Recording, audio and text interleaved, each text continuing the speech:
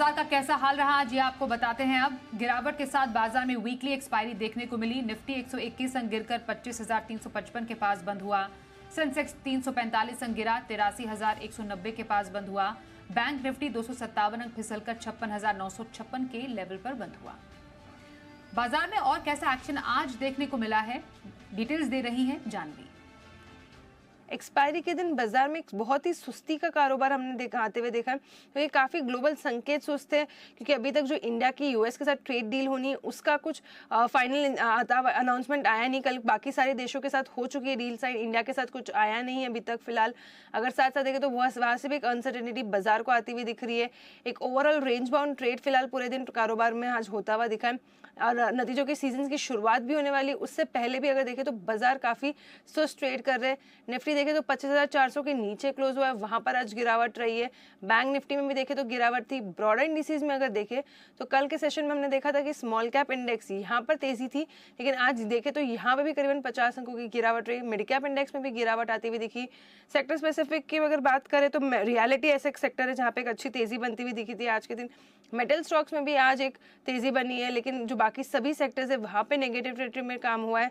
लेकिन अगर देखें तो आज से जो Q1 के नतीजे शुरू होने वाले उसके पहले काफ़ी सारे स्टॉक्स जिनके नतीजे आज बाजार बंद होने के बाद आने वाले, उधर हमने देखा था कि एक्शन आया जिसमें TCS फ्लैटिश ट्रेड करता हुआ दिखा है। एडा अगर देखें तो नतीजों के पहले 2.5% की तेजी के साथ क्लोज हुआ है। आनंद राठी वेल्थ में भी देखें तो मामूली गिरावट के साथ ये काउंटर आज क्लोज होता हुआ दिखा है। लेकिन अगर निफ्टी के अन्य लूजर्स की गेंस की बात करें तो भारतीय एयरटेल, एशियन पेंट्स स्टॉक्स में देखें तो 2% की गिरावट यहाँ पर है। गेनर्स में अगर देखें तो बजाज फाइनेंस 1% की तेजी बनती हुई दिख रही थी। मारुति सुजुकी में भी देखें तो आज 1.5% तक की खरीदारी बनती हुई दिख रही है। खबरों के स्टॉक्स की बात करें तो क्राइजैक, कल इसकी लिस्टिंग हुई थी और कल अगर लिस्टिंग के बाद देखें तो सुनील सिंघानिया, इनके जो एबेकस फंड है, इन्होंने उसमें हिस्सेदारी खरीदी है क्राइजैक लिमिटेड में। तो आज वहाँ पे बड़ी तेजी 10% ऊपर ट्रेड करा। इन्वेरो इंफ्रा में भी देखे तो ऑर्डर के चलते तेजी बन रही थी। इंडो सोलार यहाँ पे अगर OFS के जरिए वारी एनर्जीज जो है हिस्सा बेचने वाली है, इसके चलते यहाँ पर एक तेजी बनती हुई दिख रही थी आज के दिन। पावर सेक्टर अगर बात करें तो ये पूरा ही सेक्टर आज काफ़ी बजिंग था। एक्मे सोलर 8% ऊपर क्लोज हुआ है। PFC, REC positive brokerage reports के बाद यहाँ पर खरीदारी बन रही थी। JSW एनर्जी में भी देखे तो एक खरीदारी बनती हुई दिख रही थी। कुछ ब्रॉडर मार्केट के लूजर्स की बात करें तो BDL, यहाँ पे भी देखे तो एक कमजोर रिपोर्ट आई थी मोतीलाल ओसवाल की तरफ से, तो उसके चलते यहाँ पर प्रेशर रहा।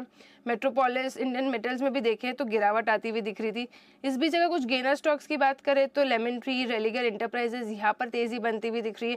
कैंपस एक्टिववेयर में भी देखे तो आज 6% का उछाल आया था।